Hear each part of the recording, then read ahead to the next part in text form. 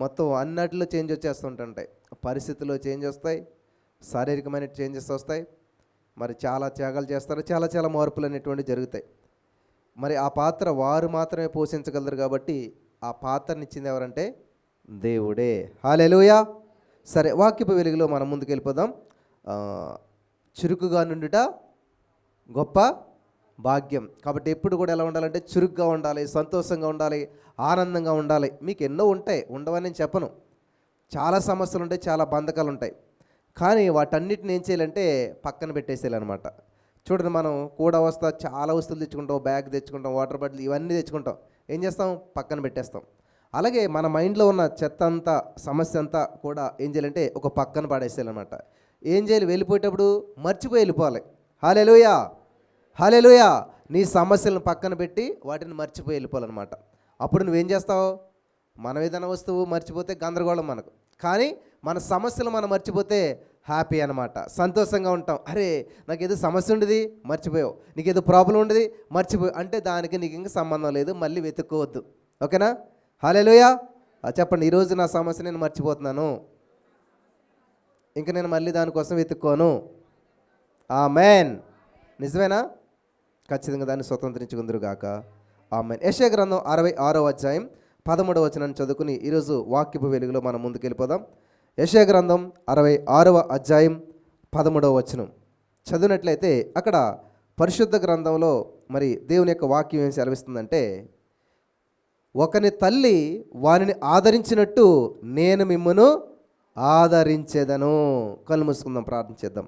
స్తోత్రం దేవ సర్వోన్నతుడా, ఈరోజు ఈ యొక్క వాక్యపు వెలుగులో మమ్మల్ని అందరూ నడిపించి బలపరిచి విత్తబడిచిన వాక్యం వ్యర్థం కాకుండా ప్రతి హృదయంలో నాటబడి నూరంతల పంట అనుభవించుటకు కృప చూపించమని యేసుక్రీస్తు నామములో ప్రార్థించి నమ్మి పొందుకొని ఉన్నామో పరమ తండ్రి. ఆమేన్. హల్లెలూయా, హల్లెలూయా. నేను చెప్పిన వాక్యము మీరు వింటున్నారా లేదా అన్న దానికి ఏంటంటే, నేను వేసిన ప్రశ్నకి వెంటనే సమాధానం చెప్పాలి. ఓకే? చర్చ్ అనేటువంటిది ఏంటంటే మినీ బైబిల్ కాలేజ్. నేను ఎక్కడో చదువు అనమాట. చర్చ్ అనేది ఏంటంట కాలేజ్. కాలేజీలో మాస్టర్ పాఠం చెప్పినప్పుడు వింటారు, కానీ తర్వాత ఒకటి జరుగుతుంది. ఏంటది? ప్రశ్న. ఆయన చెప్పినంతకాలం చెప్పి ఒక ప్రశ్న వేస్తాడనమాట. ప్రశ్నకి వెంటనే అందరు రెస్పాండ్ అవుతున్నారు అనుకోండి, ఆ మాస్టర్ చాలా సంతోషిస్తాడు. అలాగే ఈ రోజున నేను చెప్తున్న వర్తమానం మీకు అర్థమవుతుందంటే ఖచ్చితంగా దానికి సమాధానాన్ని మీరు చెప్తూ ఉండాలి. ఇక్కడ చూడండి, ఒకని తల్లి వారిని ఆదరించినట్లుగా నేను మిమ్మల్ని ఆదరించేదను. ఇక్కడ దేవుడు చూసినట్లయితే సృష్టిని యావత్తు చేశాడు 6 రోజుల్లో, మనకు తెలుసు. 6వ రోజులో చివరగా ఆదాముని చేశాడు, అయిపోయింది. తర్వాత మళ్ళీ దేవుడు ఏం చేశాడంటే, కొంత రోజులు అవ్వచ్చు, మరి ఎంత సమయం లేదు, కానీ ఆదాముకు అన్ని అప్పగించిన తర్వాత మళ్ళీ చూసినటువంటి దేవుడు ఒంటరిగా ఉంటున్నాడు అని చెప్పి మళ్ళీ అవ్వమని తయారు చేశాడు. అంతే. కొంతమంది సేవకులు ఏం చెప్తారంటే, మొట్టమొదట దేవుడు పెళ్లి కొడుకు పెళ్లి కూతురుని తయారు చేశాడు అంటుంటారు. అంతే కదా? మొట్టమొదట వాళ్ళిద్దరికి వివాహం జరిగింది. ఇక్కడ మనం చూసినట్లయితే ఆదాము ఒంటరిగా ఉన్నాడు కాబట్టి అతనికి సాటైన సహాయం కావాలని అవ్వమ్మ గారిని తయారు చేశాడు. మరి చాలామంది ఆడది అంటే బలహీన ఘటం అంటారు కదా. యాక్చువల్గా దేవుడు మరి ఎలా చేశాడు అవ్వమ్మ గారిని? ఒక ప్రక్కటెముకను తీసి ఒక బోనుని తీసి చేశాడు. ఆదామునేమో మట్టితో చేశాడు, అవ్వమ్మ గారిని ఎలా చేశాడు? బోన్తో చేశాడు. మట్టి కట్టుకుంటుందా, బోను కట్టుకుంటుందా? బోనే కట్టుకుంటుంది కదా. బోనుని చెక్కాలంటే చాలా టైం పడుతుంది, ఆ బోన్లో రూపం తీసుకురావాలంటే చాలా టైం పడుతుంది. కానీ మనిషిని మట్టితో ఈజీగా చేయొచ్చు. మరి ఇప్పుడు ఎవరికి ఎక్కువ టైం పట్టిందంటారు? అవ్వమ్మకి ఎక్కువ టైం పట్టి ఉంటుంది కదా. ఆ బోన్లో రూపాన్ని చెక్కి మళ్ళీ ఆ బోన్కి మాంసాన్ని యాడ్ చేసి ఇవన్నీ యాడ్ చేయడానికి చాలా టైం పట్టి ఉంటుంది. గమనిస్తున్నారా? సో ఈ లోకం అయితే ఆడది బలహీనమైన ఘటం అంటుంటారు, కానీ బైబిల్లో పౌలు గారు కూడా చెప్పాడు, వాస్తవంగా మనం ఆలోచన చేసినట్లయితే బలహీనం ఏమి కాదు, బలమైనటువంటి వారే. ఎందుకంటే మగవాళ్ళు జాబ్ అంటే జాబ్ ఒకటి చేస్తారు, కానీ ఆడవాళ్ళు మొత్తం పనులన్నీ చేయగలుగుతారు. పిల్లల్ని చూసుకోగలుగుతారు, స్కూల్కి పంపించగలుగుతారు, వాళ్ళకి చదివించగలుగుతారు, ఇంట్లో వంట చేయగలుగుతారు, అవసరమైతే మగవాళ్ళతో పాటు జాబ్ కూడా వెళ్ళగలుగుతారు. మరి ఇప్పుడు బలహీనలు ఎక్కువ పని చేస్తారా, బలవంతులు ఎక్కువ పని చేస్తారా? బలవంతులు ఎక్కువ పని చేస్తారు. సో మగవాడిని అడిగామనుకోండి, నువ్వేం చేస్తావంటే పలానా కంపెనీలో జాబ్ అంటారు. మరి ఆడవాళ్ళు చెప్పాలంటే ఎన్ని జాబులు చేస్తారు వాళ్ళు? ఎర్లీ మార్నింగ్ లేస్తారు, అంట్లు తోమటం ఒక జాబే కదా. హైదరాబాద్లో అంట్లు తోమే ఒకరు ఉంటారు, బట్టలు ఉతికే ఒకరు ఉంటారు, ఇల్లు క్లీన్ చేసే వాళ్ళు ఒకరు ఉంటారు. ప్రతి దానికి సెపరేట్ సర్వెంట్స్ని పెట్టుకుంటారు. కొన్ని గృహాల్లో నేను చూస్తుంటాను. అంటే వాళ్ళకి ఇంత జీతం అని చెప్పి సెపరేట్గా ఒక్కొక్క జీతం ఇస్తే చాలా అవుతుంది. అన్ని పనులు కూడా ఒక్కలే చేస్తారు మీరు చాలామంది మీ ఇంట్లో కూడా. అంటే ఇప్పుడు ఎన్ని డ్యూటీస్ చేస్తున్నట్టు, ఎన్ని ఉద్యోగాలు చేస్తున్నట్లు? 1, 2, 3? ఖచ్చితంగా జెంట్స్ అయితే ఒకటే ఉద్యోగం అని చెప్తారు. కానీ ఇలా వెతుక్కుంటూ వెళ్ళినట్లయితే చాలా బయటపడతాయి. నాకు విచిత్రం అనిపించింది ఏంటంటే, ఈరోజు బైబిల్ని ధ్యానం చేస్తూ ఉన్నప్పుడు ఇజ్రాయేల్ ప్రజలకి ఒక క్రమశిక్షణతో కూడిన జీవితం ఇవ్వాలని చెప్పి దేవుడు చక్కగా 10 ఆజ్ఞలు ఇచ్చాడు. 10 ఆజ్ఞలు అనేటువంటి చాలా ప్రాముఖ్యమైన విషయం, ఇప్పటికీ మనం పాటిస్తూ ఉంటుంటాం. అందులో ఆ 10 ఆజ్ఞల్లో కూడా దేవుడు ఏం చేశాడంటే, ఒక ఆజ్ఞగా నీ తల్లిని నువ్వేం చేయాలంట? సన్మానించాలి. హల్లెలూయా! చూసారా, తల్లి గురించి ఒక ఆజ్ఞని దేవుడు జారీ చేశాడు. చాలామంది చాలా చిన్న విషయంగా తీసుకుంటాడు. నేను ఈరోజు చెప్పబోయే విషయాలు మీరు చాలా జాగ్రత్తగా ధ్యానించాలి. అంటే ఇక్కడ ఆదాము బోనులోంచి బోను తీసి దేవుడు అవ్వమ్మను తయారు చేసిన తర్వాత, అవ్వమ్మకు జీవం ఇచ్చిన తర్వాత, అవ్వమ్మను తయారు చేసి అక్కడ నుంచోబెట్టి ఇదిగో ఆదాము అని పేరు పెడితే, ఆదాముకి నీకు ఎలా తెలిసింది? అదే మనం గ్రహించాలి. నీదేదో నువ్వు గ్రహించినంతకాలం నువ్వు పొందుకోలేవు. నా ఎముకలో ఎముక, కానీ అక్కడ ఏముంది? ఎముక మాత్రమే తీసాడు అన్నట్టు ఉంది.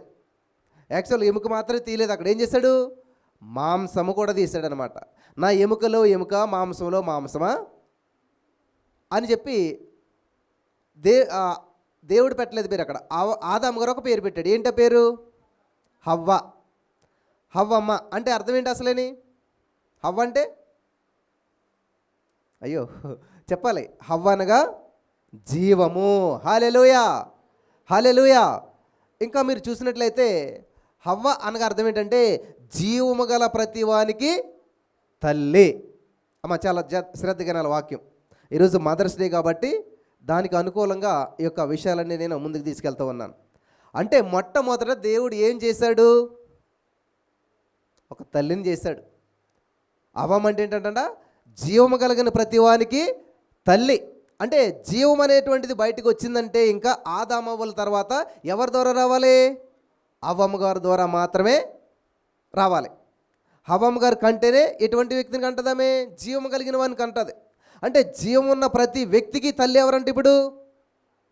హల్లెలూయా. కాబట్టి మదర్స్ డే చెప్పాలంటే మొట్టమొదటిగా ఎవరికి చెప్పాలి మనం?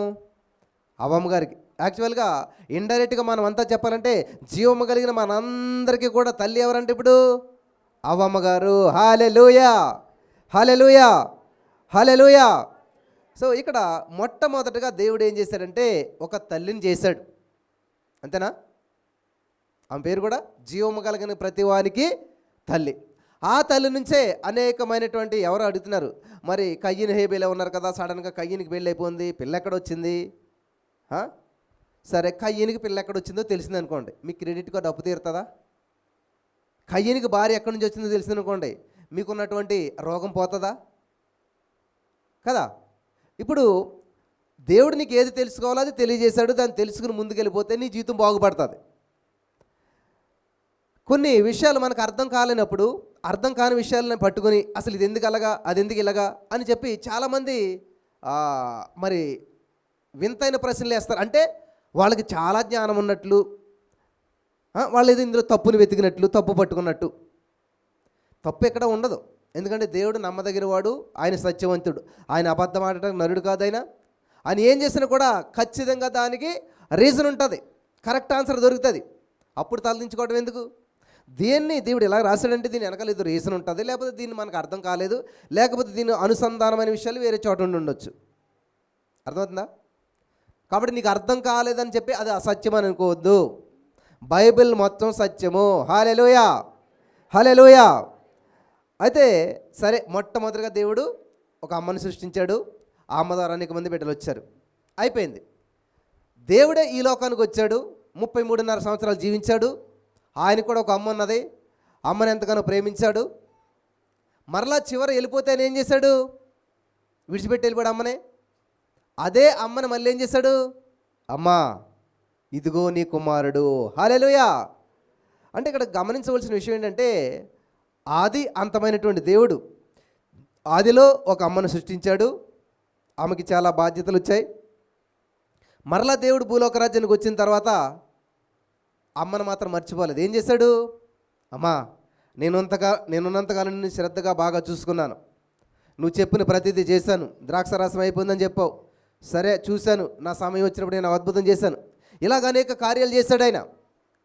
కానీ ఆయన ఇప్పుడు ఏం చేస్తున్నాడు? పరలోక రాజ్యానికి వెళ్తూ ఉన్నాడు. ఇక మనిషిగా మనుషుల మధ్యలో ఆయన ఉండటానికి అవకాశం లేదు. కాబట్టి ఏం చేశాడంటే, ఇదిగో నేను వెళ్తున్నాను కాబట్టి ఇక నుంచి నా ప్లేస్లో యోహాను ఉంటాడు, ఈయనే నీ కుమారుడు అని చెప్పి తన తల్లి బాధ్యతను అప్పుచెప్పి వెళ్ళాడు. నేను యూట్యూబ్లో ఏదో ఒక చిన్న వీడియో చూశాను. వీడియో చూస్తే అందులో ఒక వ్యక్తి ఎవరికో పాలేది ఇస్తాడు. ఇస్తే వాళ్ళ అమ్మని విడిచిపెట్టి వెళ్ళిపోతుంటాడు అనమాట. ఎందుకురా బాబా అలా చేస్తున్నావు అని చెప్పి అమ్మని చాలా జాగ్రత్తగా చూసుకోవాలని చెప్తాడు. అప్పుడు సార్ మీరు చాలా అదృష్టవంతులు, మీ అబ్బాయి ఏం చేస్తాడు సార్, ఎక్కడుంటాడు సార్ అంటే, మా అబ్బాయి అమెరికాలో ఉంటాడు. అయితే వాడు నాకు చెప్పిన మాట ఏంటంటే, నేను నిన్ను ఎప్పుడో మర్చిపోయాను కాబట్టి నువ్వు కూడా నన్ను మర్చిపో అన్నాడు. సో నేనేం చేశానంటే, ఇంకా వాడి మీద ఆధారపడకూడదని చెప్పి ఇదిగో నా బ్రతుకు నేను బతుకుతున్నానని చెప్పాడు. వింటున్నారా? ఇక్కడ మనం గమనించవలసింది ఏంటంటే, దేవుని యొక్క వాక్యం సెలవిస్తుంది ఏంటంటే, నీ తల్లి ముదిమి యందు, ఇవన్నీ రెఫరెన్స్లే, నేను చూపించట్లేదు, ఆమెను నిర్లక్ష్యం చేయొద్దు. హల్లెలూయా. ఇంకా మీరు గమనించినట్లయితే బైబిల్ వాక్యంలో నీవు దీర్ఘాయుష్మంతుడు అగినట్లు ఏం చేయాలంటే తల్లిని సన్మానించాలి. నేను ఇవన్నీ చేశాను కాబట్టి నేను చెప్పగలుగుతున్నాను. చూడండి, నీతిమంతులంట సింహం వలె ధైర్యంగా ఉంటారు. మనం ఒక పనిని ఖచ్చితంగా చేసామనుకోండి, ఏం చేస్తాం? ఒక ప్రశ్నకు ఆన్సర్ వచ్చింది అనుకోండి, ఆగుతాడా స్టూడెంట్? సార్ నేను చెప్తాను సార్ అని లేచి నుంచాడు. ఎందుకని? వాడికి ఆన్సర్ వచ్చు. అలాగే నీ విషయంలో నువ్వు దేవుని యొక్క వాక్యాన్ని నువ్వు ఎప్పుడైతే పర్ఫెక్ట్గా మ్యాచ్ అయినటువంటి జీవితాన్ని జీవిస్తున్నావో అప్పుడు నీకు ఏం చేస్తుంది తెలుసా? దమ్ము, ధైర్యము కలిగి జీవించగలుగుతావు. ఇక్కడ ఈరోజు చాలా ప్రాముఖ్యమైన విషయాలు మనం ధ్యానం చేసుకుంటూ ఉన్నాం. దేవుడు ఆదరణ గురించి చెప్పేటప్పుడు నేను బాగా ఆదరిస్తానని చెప్పొచ్చు కదా. ఎలా చెప్తున్నాడంట? ఒకని తల్లి వారిని ఆదరించినట్లు. రీసెంట్గా మీరు మొత్తం యూట్యూబ్, వాట్సాప్ అంతా వైరల్ అయింది. ఒక ఫోటో మీరు చూసే ఉంటారు. చక్కగా సమ్మర్ హాలిడేస్ అని చెప్పి ఒక తల్లి ఒక బిడ్డను తీసుకుని చక్కగా ఒక విహారయాత్రకి వెళ్ళింది. అక్కడ డ్యామ్స్ ఉంటాయి కదా, అక్కడ వాటర్ ఆఫ్ చేసి ఉంచారు, డ్యామ్స్ క్లోజ్ చేసి ఉంచారు. కానీ ఈ బోటు పర్యాటకులు ఏం చేశారంటే బోటుని తీసుకుని వెళ్ళి కొంత దూరం వెళ్ళేసరికి సడన్గా ఆ డ్యామ్ని ఓపెన్ చేశారు. ఒకేసారి ఆ వాటర్ వచ్చి పడేసరికి ఏమైందంటే ఈ బోటు కాస్త లెగిసిపడి ఆ వాటర్ అంతా ఇందులోకి వచ్చి మునిగిపోసాగుతుంది. అప్పుడు వాళ్ళు ఏం చేశారంటే లైఫ్ జాకెట్స్, అంటే నీటిలో మునిగిపోకుండా కొన్ని జాకెట్స్ లాగా వేస్తారు, మీకు తెలిసే ఉంటాయి. అవి వేసుకోమని ఇచ్చారు. చాలా మట్టుకి కొంతమంది వేసుకున్నారు, ఆ తల్లి బిడ్డ వేసుకున్నారు. ఇంత జరుగుతున్న తల్లి ఏం చేస్తుందంటే ఆ బిడ్డకి లైఫ్ జాకెట్ వేసింది, ఈమె కూడా వేసుకుంది. ఇంకా బోటు నెమ్మదిగా మునిగిపోయేసరికి ఇక్కడ వరకు కాళ్ళన్నీ మునిగిపోయినాయి. ఇంకా వీళ్ళని తేలటానికి ఆధారం ఏంటంటే ఇవే. అటువంటి పరిస్థితులు కూడా తల్లి ఏం చేస్తుందంటే బిడ్డను గట్టిగా హత్తుకుంది. సో వీళ్ళు నీటిలో ఉన్నారు, టైం గడుస్తుంది, ఎవరు కూడా వచ్చి వాళ్ళని కాపాడటానికి రాలేదు. చాలా సమయం పట్టింది. ఈ లోపల ఏమైందంటే తల్లి ఆ బిడ్డను అలాగే పట్టుకుని ఉంది. వీళ్ళు రక్షించడానికి వెళ్ళినటువంటి ఆ యొక్క మరి ఆ మనుషులు వెళ్ళేసరికి ఆ తల్లి చనిపోయింది. అదే ఫోటో నాకు తెలిసి మీ అందరు వాట్సాప్లకు వచ్చే ఉంటుంటుంది, మీరు చాలామంది చూసే ఉంటుంటారు.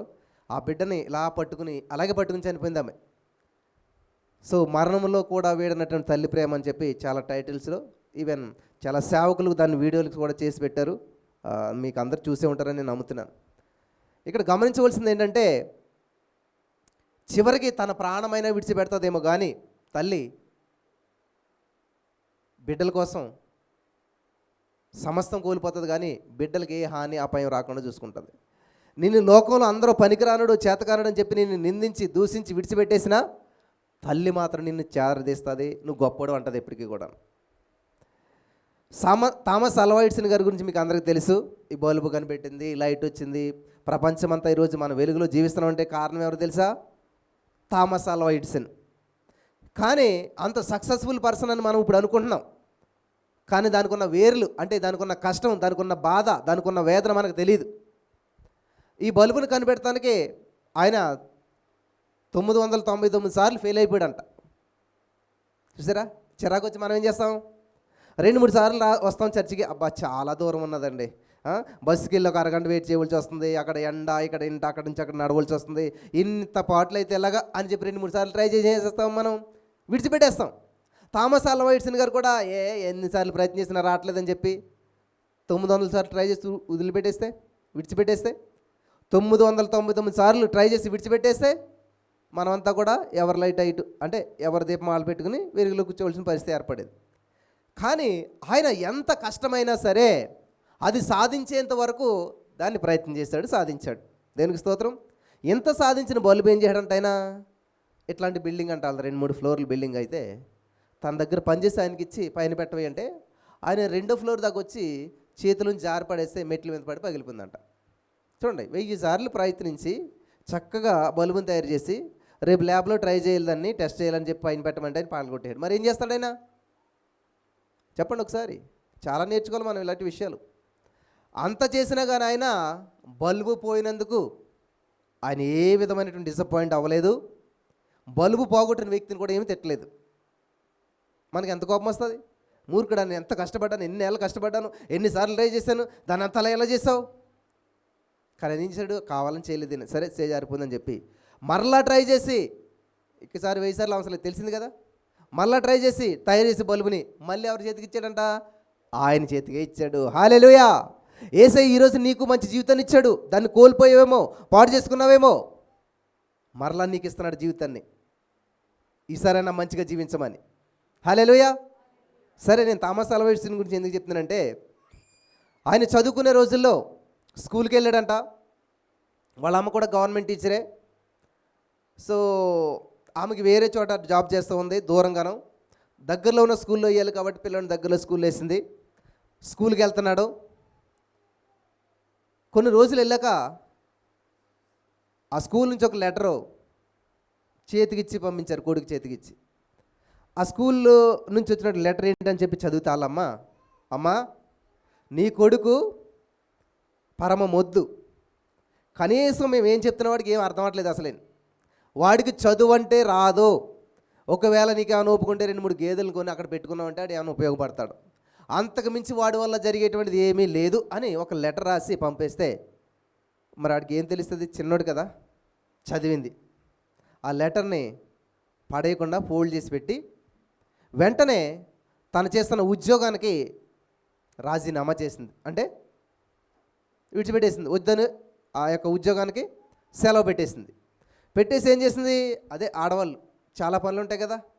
ఇప్పుడు కొడుకు తోడు కూర్చున్నది అనుకోండి, మరి ఇంట్లో పని ఎవరు చేస్తారు, వంట పని ఎవరు చేస్తారు అని చెప్పి ఆవిడ ఏం చేసిందంటే వంటగదిలోనే బోర్డు పెట్టుకుందంట. ఎక్కువ స్త్రీలు వంటగదులు ఉంటారు కదా, వంటగదిలోనే ఒక బోర్డు పెట్టుకుని అన్నం వండుతుంది. ఆ గ్యాప్లో ఏం చేస్తుంది, బోర్డు మీద తన కొడుకు పాఠాలు చెప్తుంది. నాన్న ఇది ఏ, ఇది బి, ఇది సి, ఇది ఆ, ఈ అని అన్నీ నేర్పేసేసి నెమ్మదిగా ఆవిడే మొత్తం అన్ని సబ్జెక్టులు నేర్పుతా వచ్చింది. హల్లెలూయా. వింటున్నారా? అలా ఎలాగైతే తన కొడుకు చదవటం రాయటం అన్నీ నేర్పించింది. పెద్దదైంది, ఆమె చనిపోయింది. తర్వాత ఆయన చదువుకున్నాడు, సైంటిస్ట్ అయ్యాడు, శాస్త్రవేత్త అయ్యాడు, గొప్పోడయ్యాడు. ఒకనొక రోజునంట ఈ థామస్ ఆల్వా ఎడిసన్ గారు ఏం చేశారంటే, వాళ్ళ అమ్మ చనిపోయిన తర్వాత ఆ యొక్క ఉంటాయి కదా డెస్క్లన్నీ చూస్తూ ఉన్నట్టంటే ఏమన్నా ఏంటని చెప్పి చూస్తుంటే అన్నట్లో తీస్తుంటే కొంచెం లోపల ఒక లెటర్ కనిపించిందంట. ఏంటి ఆ లెటర్ అని చూసినట్లయితే అలనాడు తన స్కూల్ మాస్టర్ తనకిచ్చిన లెటర్ అంట. అందులో చదువుతూ ఆయన చాలా ఎమోషనల్ అయిపోయి కన్నీళ్ళు కార్చడం ప్రారంభించాడంట. ఏంటి అని చెప్పి అక్కడ ఉన్న వాళ్ళంతా కూడా అడిగితే ఏమంటారు, ఆ రోజున నేను ఇంత చేతకాని వాడిని, నా దగ్గర ఏ జ్ఞానం లేదు అసలేని, ఇంత మొద్దునైనటువంటి నన్ను నా తల్లి ఏమన్నా తెలుసా? ఆ లెటర్ చదివి నాకు ఏం చెప్పింది తెలుసా? ఏం రాశారమ్మా అని అడిగితే మా అమ్మని తెలుసా? ఒరే నువ్వు చాలా గొప్పడు అంటరా, మాస్టర్లకి నీకు చెప్పేంత జ్ఞానం లేదంట. ఎందుకంటే నీకున్న తెలివితేటలు చాలా హైగా ఉన్నాయంట, చాలా మెమరీ పవర్ ఉందంట. కాబట్టి నీ అంత జ్ఞానవంతులైన వ్యక్తికి పాఠం చెప్పాలంటే ఆ మాస్టర్లు సరిపోరంట, చాలా పెద్ద మాస్టర్లు కావాలంట, నీకు చాలా జ్ఞానవంతులు కావాలంట. అటువంటి జ్ఞానం కలిగిన మాస్టర్లు ఎవరు లేరంటే ఈ లోకంలోను అని ఈ లెటర్లో రాసి పంపారా. కాబట్టి నిన్ను నేను అర్థం చేసుకున్నాను, కాబట్టి నీకు నేను చెప్పగలుగుతాను, కాబట్టి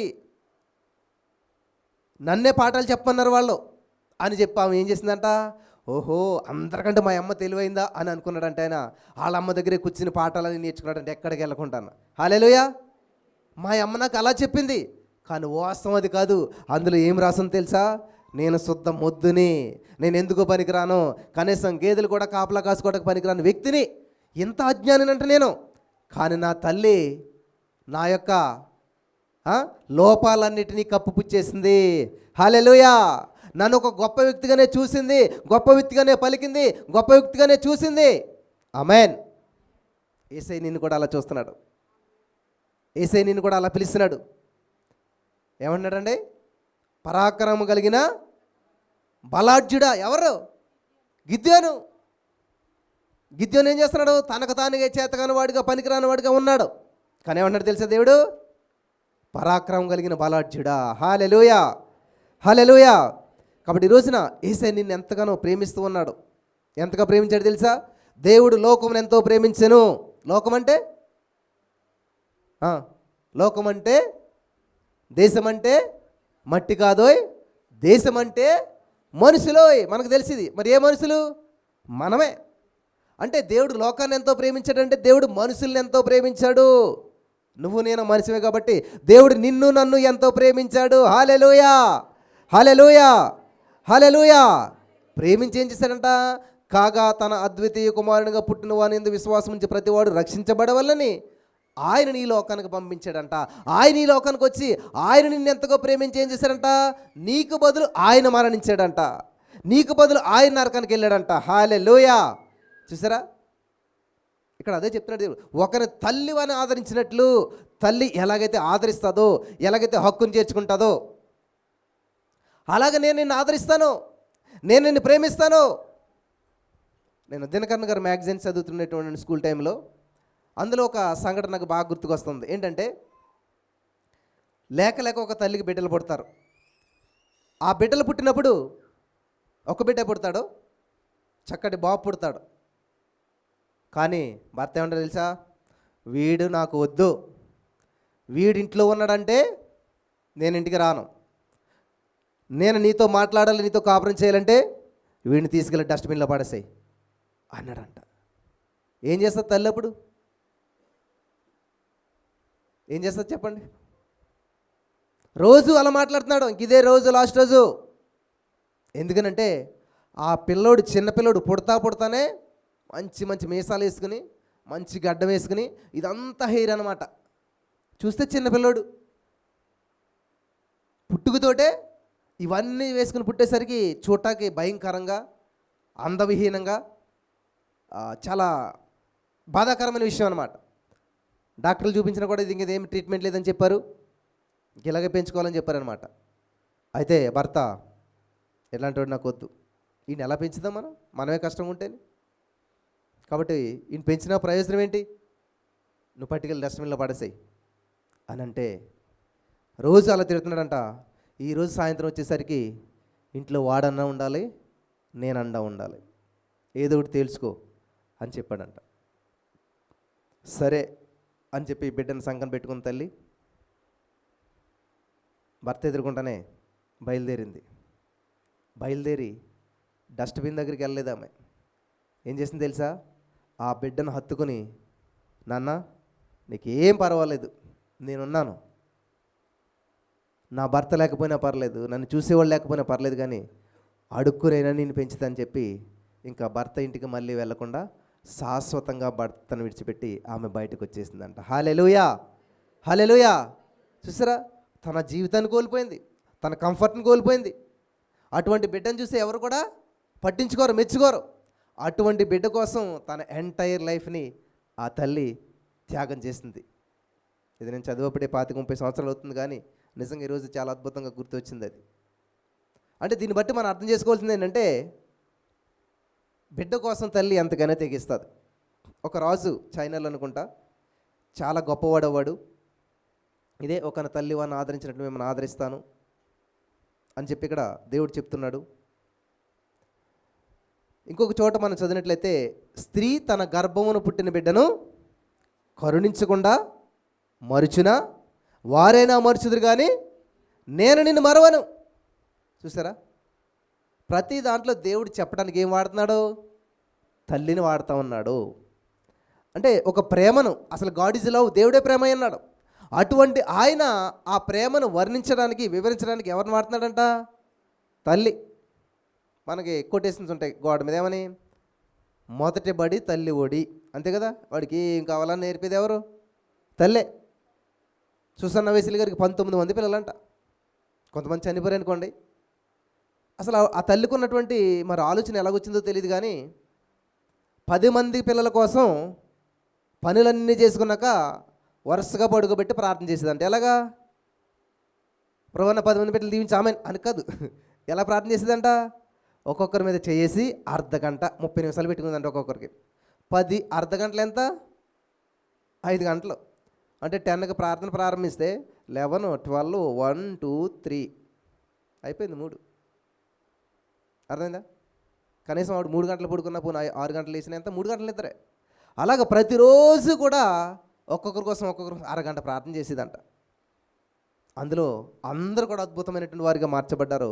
జాన్ వెస్లీ గారు మనకు అందరికీ ఫేమస్. అందులో ప్రపంచాన్నే తలకిందులు చేశాడు ఆయన. ప్రపంచంలో ఆయన తెలియనటువంటి వారు ఎవరు కూడా లేరు, కానీ ఎక్కడికి వెళ్ళినా సరే ఆయన గురించి చెప్పుకునే ముందు ఆయన తల్లి గురించి చెప్తారు. హల్లెలూయా, హల్లెలూయా. ఇంకా మన యేసుక్రీస్తు ప్రభువుని కన్నటువంటి తల్లి గురించి అయితే ఇంక చెప్పనవసరం లేదు. ఇంకా ఆవిడని యేసు ప్రభువుతో సమానంగానే పూజిస్తారు. రోమన్ క్యాథలిక్ వారైతే అసలు యేసు ప్రభు కంటే తల్లే గొప్పది, ఎందుకంటే ఆయన లేకపోతే ఆయన ఎక్కడొచ్చాడు అని చెప్పి ఆయన్ని దేవుడికి ప్రార్థన చేయకుండా వాళ్ళు ఏం చేస్తారంటే, అమ్మా తల్లి మరి నీ బిడ్డతో చెప్పు, మాకు ఈ సమస్య ఉంది, అది ఉంది, పరిష్కరించాలని చెప్పేసి అన్నట్టుగా వాళ్ళు చేస్తుంటుంటారు. అర్థమైందా? ఎందుకు నాకు అంత మంచి పేరు వచ్చింది, అంత గొప్ప అవిందంటే యేసుక్రీస్తు ప్రభువుని కన్నది కాబట్టి, తల్లి కాబట్టి. సరే, ఈ యొక్క ఏం చెప్తున్నాను నేను? ఏదో విషయం చెప్తాం, నేను పక్క వెళ్ళాను. ఏంటమ్మా? అర్థం అవ్వలేదు. జాన్ వెస్లీ గారి తల్లి అర్ధగంట ప్రార్థన చేసేదంట. నిజంగా అసలు ఇప్పుడు ఈ రోజుల్లో ప్రపంచంలో చేయతమన్నా కూడా కనీసం 1-2 చేతులు లేకవేమో. ఎందుకంటే ఖచ్చితంగా అందరికి 2 పిల్లలే, 2 పోకపోతే 3-4 ఉంటారు. వాళ్ళ కోసం ప్రార్థన చేయాలంటే అంత సమయం అని కేటాయిస్తున్నారు? లేదు కదా. గమనించాలి, మీ పిల్లలు గొప్పవాళ్ళు అవ్వాలంటే, ప్రయోజకులు అవ్వాలంటే మంచి స్కూల్లో వేయటం మంచిదే, మంచి బట్టలు కొనివ్వటం మంచిదే.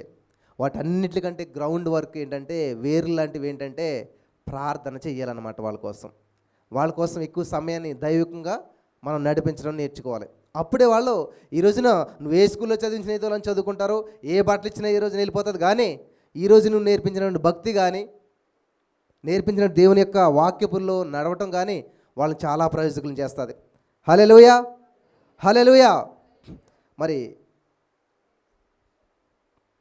క్రిస్టియానిటీలో మనం గమనించినట్లయితే అత్యంత ప్రభావవంతమైనటువంటి దైవ సేవకుడైనటువంటి సెయింట్ అగస్టిన్ గారి గురించి మీకు తెలిసే ఉంటుంది. ఆయన చాలా కాలం వాళ్ళ అమ్మగారు ప్రార్థన చేయగానంట కన్సీవ్ అయింది వాళ్ళ అమ్మగారు. కన్సీవ్ అయిన తర్వాత కడుపులోనే ప్రతిష్ఠించుకుందంట. దేవా నువ్వు నాకు ఇచ్చావు కాబట్టి బిడ్డ గొప్ప సేవకుడు అవ్వాలని చెప్పి నీ సేవకు నేను సమర్పించుకుంటున్నాను దేవా, ఖచ్చితంగా నీ సేవనే చేస్తాడు అని చెప్పి నిర్ణయం తీసుకుందంట. చక్కగా బిడ్డ పుట్టాడు, పెరిగాడు. పెరిగిన తర్వాత ఏమైందంటే స్కూల్కి వెళ్ళాడు, బాగానే ఉంది. కొంచెం పెద్దోడు అయిన తర్వాత స్నేహితులను బట్టి త్రాగటం అలవాటు చేసుకున్నాడు, డ్రింకింగ్ అలవాటు చేసుకున్నాడు. ఎప్పుడైతే డ్రింకింగ్ అలవాటు అయిందో చెడు స్నేహాలు, చెడు తిరుగుళ్ళు, అనేక రకాలైనటువంటి విషయాల్లో ముందుకెళ్ళిపోయాడు. ప్రతిరోజు తల్లి చెప్తుంది, నాన్న అలా చెయ్యొద్దు నాన్న, ఎందుకంటే నీ పిలుపు ఏంటో తెలుసా, నేను ఎలా ప్రతిష్ఠించుకున్నానో తెలుసా, నీ పట్ల దేవుని యొక్క ఉద్దేశం ఏంటో తెలుసా, నిన్ను గొప్ప వ్యక్తిగా చూడాలనుకుంటున్నాను నేను. నువ్వు దేవుని పని చేయాలి, నువ్వు దేవుని కొరకు జీవించాలి. ఆయన ఏం పట్టించుకోవట్లేదు. కానీ ప్రతిరోజు కన్నీళ్ళు కారుస్తూ ఉందంట. ప్రతిరోజు కన్నీళ్ళు కారుస్తూ ప్రార్థన చేస్తూనే ఉన్నదంట. ఆ బాధను తట్టుకోలేక, ఆ హృదయం నుంచి ఆ వేదన తట్టుకోలేక కన్నీళ్ళ రూపంలో బాధనే విడిచిపెడతా ఉంది. ఒక సేవకుడు అన్నాడంట, అమ్మా, ఇలా కన్నీళ్ళు కార్చే వారి యొక్క తల్లుల బిడ్డలో నశించుట అసాధ్యము. హల్లెలూయా, హల్లెలూయా. ఇంతగా కన్నీరు కార్చి ప్రార్థించే తల్లుల యొక్క బిడ్డలు ఎవరు కూడా చెడిపోవటం, నశించటం అసాధ్యము. హల్లెలూయా. అయితే రోజులు గడిచాయి. సడన్గా ఏం జరిగిందో తెలీదు. ఒక బోట్లో ప్రయాణం చేస్తున్నప్పుడు ఒక భయంకరమైన యాక్సిడెంట్ జరిగింది. అప్పుడు అంట ఆయనకి ఇంక ప్రాణం పోతుంది, అయిపోయింది, లైఫ్ లాస్ట్, చనిపోతాను అనుకున్నప్పుడు అంటే ఒక ఆలోచన వచ్చిందంట. అయ్యో, నా తల్లి ఎంతగానో ప్రార్థన చేస్తుంది నా కోసం అని చెప్పి అప్పుడు ఆయన ప్రార్థన చేశారు. దేవా, ఇదిగో నా తల్లి నన్ను ఒక ఉద్దేశంతో పెంచింది, నేను తప్పిపోయాను, నా తప్పు నేను తెలుసుకున్నాను, ఇప్పుడు నాకు జీవితాన్ని ఇచ్చినట్లయితే నీ కొరకు జీవిస్తాను. హల్లెలూయా, నీ పని నేను చేస్తాను అని చెప్పి తీర్మానం చేసుకున్నాడంట. అప్పుడు దేవుడు కాపాడతాం, దేవుని పరిచర్య ప్రారంభించాడంట. ఒక వీధిలో సువార్త చేసుకుంటూ వెళ్తుంటే పాత పరిచర్యలు మనకు వెంటబడుతుంటాయి కదా. ఆయన అలా నడుచుకుంటూ వెళ్తుంటే అగస్టిన్ అని పిలుస్తుందంట ఒక ఆమె. ఒక అందమైన స్త్రీ పరిగెట్టుకు వస్తుందంట. పరిగెట్టుకుని వచ్చి, అగస్టిన్, అగస్టిన్. ఎవరమ్మా? అదేంటి అగస్టిన్, నన్ను మర్చిపోయావా?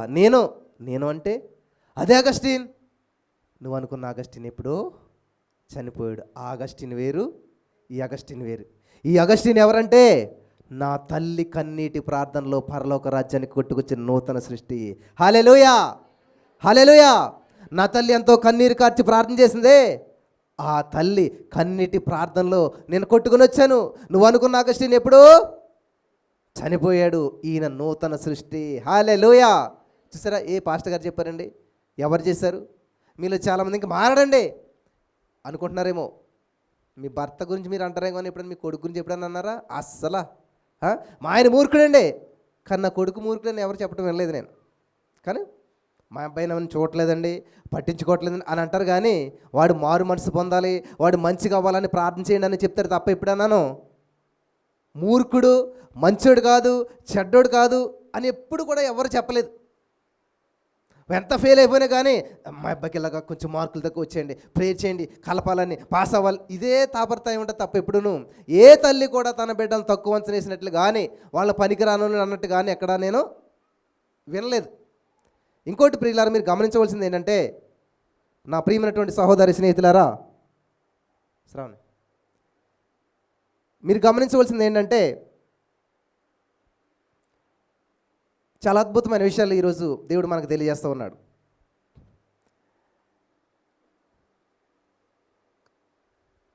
కొంతమంది తల్లులు వాళ్ళ యొక్క బిడ్డలో ఎగ్జామ్స్కి వెళ్తుంటే దానికంటే వీళ్ళు ఎక్కువ ప్రిపేర్ అవుతుంటారు. నేను ఇచ్చిన సలహాతో చాలామంది మరి ఏం చేశారు తెలుసా? ఎగ్జామ్ హాల్లోకి నీ బిడ్డ అడుగు పెడుతున్నాడు అనగానే ఏం చేయాలంట? ప్రార్థన చేయమన్నాను. వాడు ఎంత టైం అయితే ఎగ్జామ్ రాస్తాడో, ఎంత టైం అయితే ఎగ్జామ్ కొరకు ఎదురు చూస్తాడో, అన్ని గంటలు వాడు ఎగ్జామ్ రాస్తున్నాడా, తల్లి మోకరించి ప్రార్థన చేసింది. నేను చూసిన సంగతి చెప్తున్నాను నేను. వాడు ఎగ్జామ్కి ఇంటి దగ్గర నుంచి బయలుదేరి ఎగ్జామ్ రాసి ఎగ్జామ్ ఇంచుకొచ్చేంత వరకు మోకరించి ప్రార్థన చేస్తున్నారు. ఏమైంది తెలుసా అలాంటి ప్రార్థన? వాడు పాస్ కాడు, పనికిరాడన్నటువంటి రిజల్ట్ ఏమైంది తెలుసా? వాడు పాస్ అయ్యేలా చేసింది. హల్లెలూయా. చాలా సాక్ష్యాలు ఉన్నాయి నేను చెప్పినటువంటివే. అమ్మ ఇలా చేయండి మీరంటే అలా చేసేసారు. వాళ్ళు స్కూల్ మొత్తం వాడికి బోర్డు పెట్టింది పాస్ అవ్వడానికి, స్కూల్ మొత్తం రిజెక్ట్ చేసింది, కానీ తల్లి ప్రార్థన చరిత్రనే మార్చేసింది. హల్లెలూయా, హల్లెలూయా.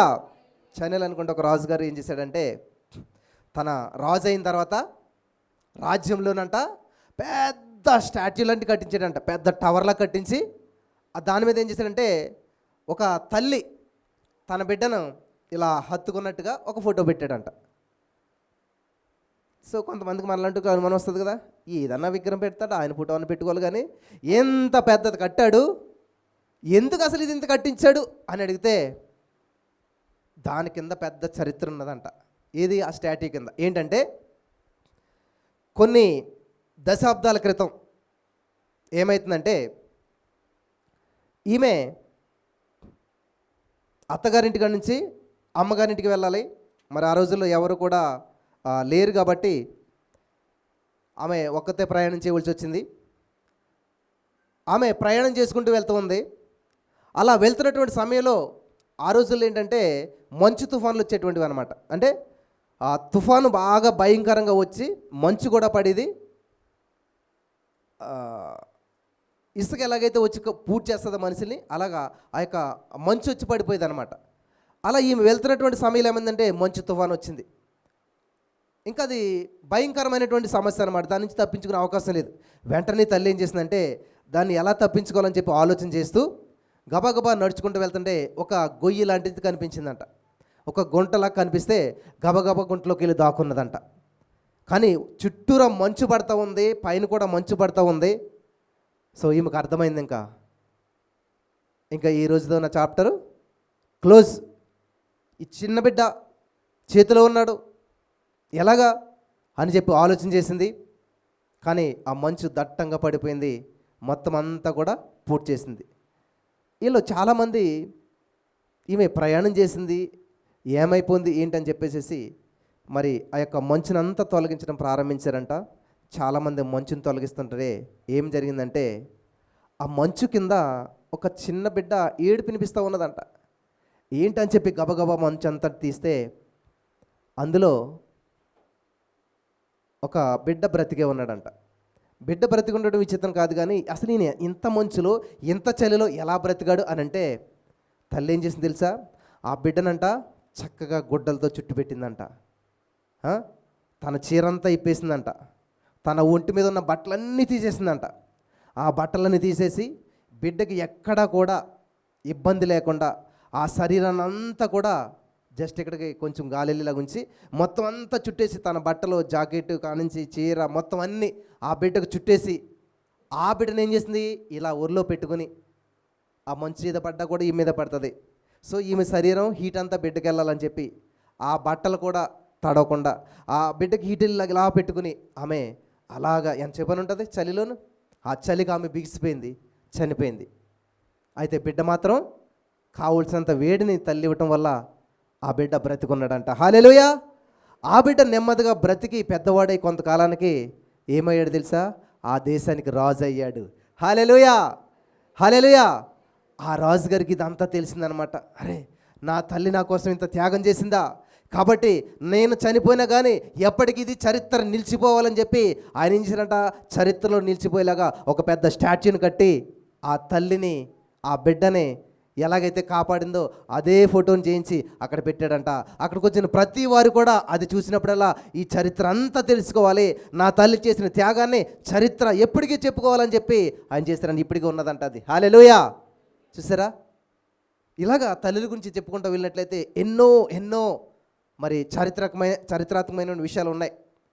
పిల్లలు గమనించాలి, దేవుడు ఎప్పుడు కూడా పోల్చుకునేటువంటి పోలిక ఎలాగుందంటే తల్లిలాగా ఆదరిస్తాడు. పాడాం కదా మనం, తల్లిలా ప్రేమించును.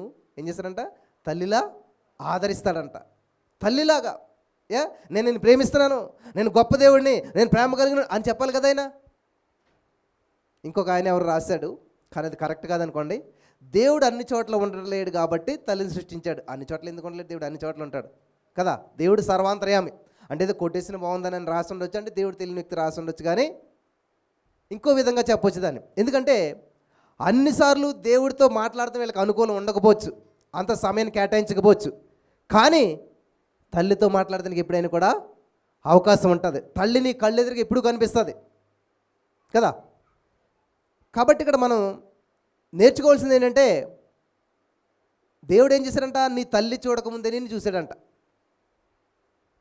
ఈరోజు మార్నింగ్ నాకు ఒక సత్యం తెలిసిందనమాట. బైబిల్లో ఉన్న 3 ఓడల గురించి నేను ధ్యానం చేశాను ఈరోజు. ఏంటంటే మొట్టమొదటి ఓడ ఏంటంట, నోవహు బోట్ అనుకుంటారు చాలామంది. ఒక మనిషిని నీటి నుంచి రక్షించడానికి చేసిన ఓడ ఏంటంట, ఏంటమ్మా? అది కాదు, ఇంకోటి ఉంది. ఇంకొక ఆమె చేసింది, ఆడామె చేసింది. మోషే గారి తల్లి చేసింది ఒక ఓడ. ఓడ అంటే ఇంత ఇలాగే చూసుకుంటారండి, మన చిన్నపిల్లలు ఆడుకునేది ఇంత కూడా ఉంటుంది ఓడ కదా. నీటిలో వేసుకుంటారు, ఇంత ఉంటుంది. జమ్ము పెట్టే, జమ్ము పెట్టి అంటే తెలుస్తుంది మీకు, ఓడ అంటే తెలీదు. ఆ ఓడ చేసిన పని జమ్ము పెట్టి కూడా చేసింది. అర్థమవుతుందా? అంటే తన బిడ్డ క్షేమంగా ఉండాలి, దానికి మళ్ళీ కీలు పూసింది.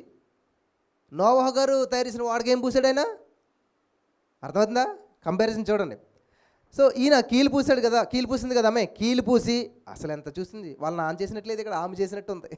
చేసి తన బిడ్డను అందులో పెట్టి దానికి మళ్ళీ రంధ్రాలు పెట్టి గాలిలాగా కిటికీలు పెట్టి చిన్నగా మంచిగా చేసి అది అలా సముద్రం గోదావరిలో వెళ్తుంటే అది ఎక్కడికి వెళ్తుందో చూడమని చెప్పి యోకోబేదు అనమాట పంపిందనమాట.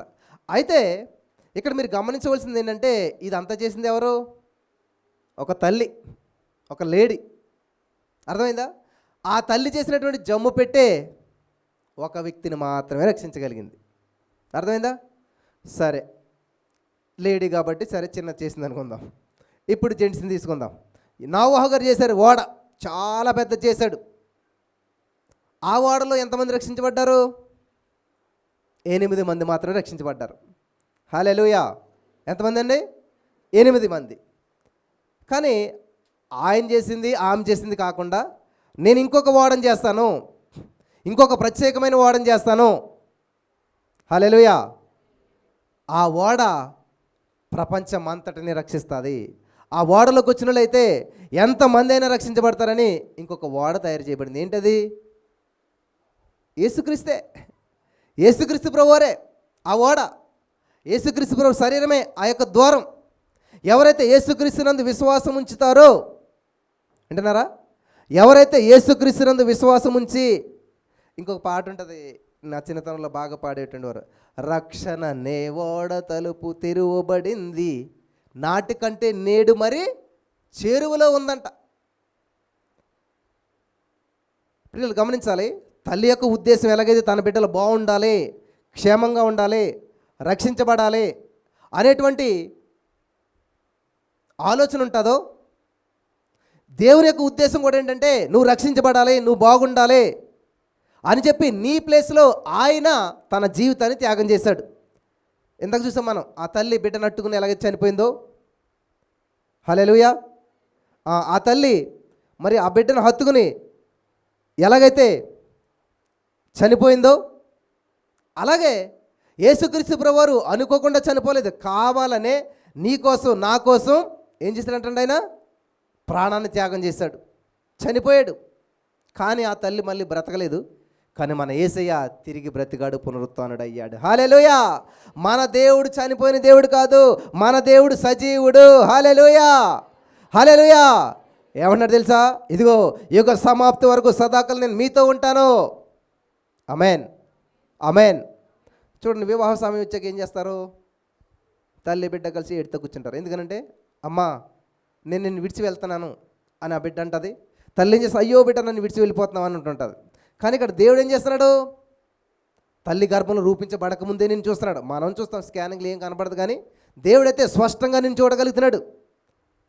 అలాగే ముదుము వచ్చే వరకు నేను ఎత్తుకుంటున్నాడు. వింటున్నారా? మరి చాలామంది ఎందుకని దేవుడు మమ్మల్ని విడిచిపెట్టేశాడు, పట్టించుకోవట్లేదు, మా విషయంలో అసలు కలుగు చేసుకోవట్లేదు అని చెప్పి చాలామంది బాధపడుతుంటుంటారు. దయచేసి గమనించాలి ప్రియులారా, దేవుడు మనల్ని విడివాడు, ఎడబాయడు. మరి దేవుడు నా పక్షాన ఉంటే, దేవుడు నా పక్కన ఉంటే ఎందుకు నాకు ఈ శ్రమ? మాస్టర్ నీ పక్కనే ఉంటాడు, మరి నీకెందుకు నీకు పరీక్ష?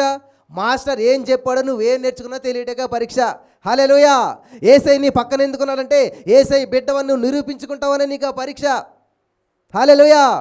ఏమంటాడు తెలుసా? యేసై ఈ పరీక్ష ఏంటంటే నేను లోకాన్ని జయించాను అంటే నువ్వు నా బిడ్డ అంటే అర్థం ఏంటి? నువ్వు కూడా జయిస్తావు. హల్లెలూయా! నువ్వు కూడా లే, నువ్వు కూడా పరిగెత్తు, నువ్వు కూడా ఎదిరించు, నువ్వు నాకంటే గొప్ప కార్యాలు చేస్తావు. ఇక్కడ చాలామంది తల్లిదండ్రులు ఉన్నారు, మీరు చదువుకున్న దానికంటే మీ పిల్లలు ఎక్కువ చదువుకున్నారు లేదా? మీకు ఫోన్ ఎలాగత్తా తెలియదు, ఎవరు నేర్పాలి? మీ పిల్లలు నేర్పారు. మీకు ఇంటర్నెట్లో ఏ వీడియోలు చూడాలి, లేకపోతే లైవ్ ఎలా పెట్టుకోవాలి మీకు తెలియదు, ఎవరు నేర్పాలి? మీరు ఎప్పుడన్నా నా కడుపుని పుట్టి నాకేం నేర్పుతావు నువ్వు అన్నారా? నాకంటే నీకు తెలుసా అన్నారా? ఏమన్నారమ్మా కొంచెం ఇది పెట్టి అమ్మేది అలాగని, ఇది నాకు తెలియట్లేదు, ఈ ఫోన్ చేసి అని ఏం చేస్తారు? నిర్మోహమాటంగా నేర్చుకుంటారా లేదా? దేవుని ఉద్దేశం కూడా అంతేనంట, మీరు నాకంటే గొప్ప కార్యాలు చేస్తారు. హల్లెలూయా! ఆ చెట్టు ఎండిపోయిందంట మాట అంటే, అయ్యి ప్రభువా ఏంటి చెట్టు ఎండిపోయింది? దానికే కంగారు పడతారేంటి? మీరు నా యందు విశ్వాసం ఉంచినట్లయితే నాకంటే గొప్ప కార్యాలు చేస్తారు. హల్లెలూయా. దేవుని యొక్క ఉద్దేశం తల్లిదండ్రుల ఉద్దేశమే. నాకంటే గొప్ప వాళ్ళు, మీరు నాకంటే గొప్ప కార్యాలు చేయాలి. హల్లెలూయా. మీరు ఫలించాలి, విస్తరించాలి, అభివృద్ధి చెందాలి. ఆమేన్. ఎవరో కానీ కామెంట్ పెట్టారు, ఎప్పుడు ఈ అభివృద్ధిని, ఈ జనా జీవితం ఇంకా దేవుడు లేని అభివృద్ధి ఎక్కడ వస్తుంది అసలని? నేను దేవుడు ఏం చెప్పాడో చెప్తున్నాను. నేను అర్థమవుతుందా మీకు? దేవుడు బైబిల్లో ఏం రాయించాడు, దేవుడు మనసు ఏంటో చెప్తున్నాను నేను. దేవుడు మనసు అర్థం కానప్పుడు నువ్వు అడుక్కు తింటావు అంతే. డబ్బు నాకొద్దు, మంచి బట్టలు నాకొద్దు, నేను ఇలాగే ఉంటాను, అలాగే ఉండేవాడు కాదన్నాడు. దేవుని ఉద్దేశం ఏంటి? నువ్వు ఫలించాలి, విస్తరించాలి, అభివృద్ధి చెందాలి, దేవుని కంటే గొప్ప కార్యాలు నువ్వు చేయాలి. హల్లెలూయా. హల్లెలూయా. అలా చేసినప్పుడు దేవుడు సంతోషిస్తాడు. కానీ నువ్వు ఇంకా పేదరికంలో ఉంటూ ఒక రోజు తింటే ఒక రోజు తినకుండా, సరైన బట్టలు వేసుకోకుండా, సరైన జీవితం జీవించకుండా, సరైన పేరు ప్రఖ్యాత లేకుండా, అలాగే నువ్వు ఒక చోట ఉండి ఎందుకు పనికిరాని జీవితం జీవిస్తుంటే నీ కొడుకు ఫెయిల్ అయితే నువ్వు సంతోషిస్తావా? నీ కొడుకు చిరిగిన బట్టలు వేసుకుని నువ్వు సంతోషిస్తావా? నీ కొడుకు నడుచుకుంటూ వెళ్తే నువ్వు సంతోషిస్తావా? మీరేమో చెడ్డవారైండు కూడా మీ పిల్లలకు మంచి ఈవులు ఏరుగా, మరి మీ పరలోకపు తండ్రి మీకంటే చెడ్డోడా అని అడుగుతున్నాడు దేవుడు. అర్థమైందా? దేవుడు మనసు ఏంటంటే తండ్రి మనసు. ఈ లోకంలో ఏ తల్లి ఏ తండ్రి అయినా చూడండి, వాడు ఎంత తాగుబోతాడని తూలు ఏం చేస్తాడు? పప్పల పట్ల చేతిలోనే ఉంటుంది. ఆ మిక్సరో లేకపోతే ఇప్పుడు ఏంటి ఫ్యాషన్ వచ్చేసాయి కదా, అన్నీ చాలా సెపరేట్ వచ్చాయి కదా, పోనీ మ్యాంగోస్ అనుకుందాం. వాడు ఎంత తాగు తూలిపోయినా కింద పడ్డా కానీ ఈ బ్యాగ్ మాత్రం పట్టుకుని ఇంటికి నెమ్మదిగా వస్తాడు. అవునా కదా? ప్రపంచంలో ఎక్కడ చూడండి ఏంటంటే తండ్రి బాధ్యతని ఎంత క్లిష్ట పరిస్థితిలోకి వెళ్ళిపోయినా కానీ ఖచ్చితంగా మర్చిపోకుండా ఉంటారు. అంటే ఇక్కడ తల్లి తండ్రి సెపరేట్ అయినట్టు కనిపిస్తుంది, కానీ మనకి వాళ్ళిద్దరు ఎవరంట? ఒకటే శరీరం, ఏక శరీరం. దేవుడు చెప్పాడు, పురుషుడు తన తల్లిదండ్రులను విడిచిపెట్టి భార్యను హత్తుకుంటాడు. ఇక్కడ ఆదాము గారు చెప్తున్నాడు అనమాట, నా మాంసంలో మాంసము, ఏమన్నాడండి?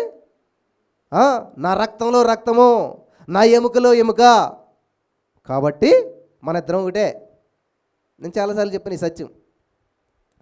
అవ్వమ్మ గారిని మోసం చేశాడు సైతాన్ గారు. ఆదాము గారిని మోసం చేయలేదు. ఆదాము గారు మోసపోలేదు. మరేం చేశాడు?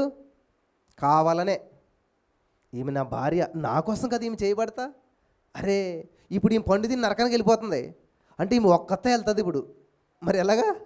నా కోసం వచ్చిన ఆవిడ నన్ను విడిచిపెట్టి నరకానికి వెళ్ళిపోతే ఎలాగా అని చెప్పి ఆమె మీద ప్రేమతోటంట, సరే ఆ పండు కూడా ఇలాగే నేను కూడా తినేస్తాను, ఆ శాపం మీద నాకు వస్తుంది, ఇద్దరం కలిసే భరిందాం అని చెప్పి కావాలని తిన్నాడు ఆదాము గారు. అంతేగాని అయ్యో మోసగించేసాడు సైతాన్ గారు అంత లేదు. సాతాన్ గారు ఆదాము గారు మోసగించేంత లేదు. ఆయనకు అన్నీ తెలుసు, తెలిసే తిన్నాడు, కావాలనే తిన్నాడు. ఎందుకంటే తన భార్య కోసం. హల్లెలూయా. హల్లెలూయా. దేవుడు ఈ రోజున సంఘం అయినటువంటి నిన్ను నన్ను భార్యగా స్వీకరించాడు. ఆయన కావాలనే వచ్చాడు, పరలోక రాజ్యం విడిచిపెట్టకూడని భాగ్యం అని తెలిసి. సిలువ వేస్తారనే వచ్చాడు, తెలిసే వచ్చాడు. ఆయన ఏం చేస్తారో తెలుసు, కానీ ఈయన ఏం చేస్తాడో కూడా ఆయనకు తెలుసు. వాళ్ళు ఎంత బంధించినా ఆ బంధకాల నుంచి ఎలా బయటపడాలో ఆయనకి తెలుసు. హల్లెలూయా. హల్లెలూయా. కాబట్టి ఈ రోజున ఇక్కడ నా ప్రియమైనటువంటి సహోదరి స్నేహితులారా,